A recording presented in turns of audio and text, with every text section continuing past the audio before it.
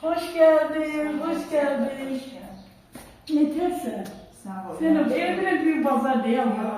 Hoş geldin. Sağ ol, sağ ol. Hoş geldin kadınım. Sen de seferden hoş geldin sen. Sağ ol. Sana da kısmet olsun, sana da kısmet olsun. Buyur, geç eyleş. Geç eyleş kadın, başı da yanırım.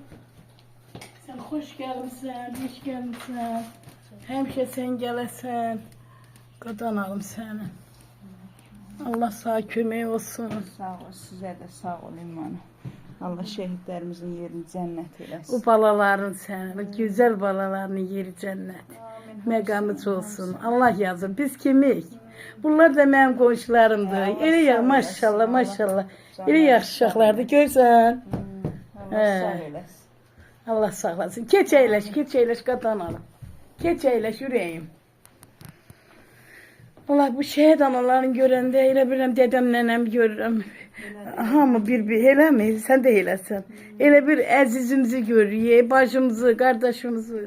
Sənə qurban. Sen çok hoş gelmişsin, beş gelmişsin.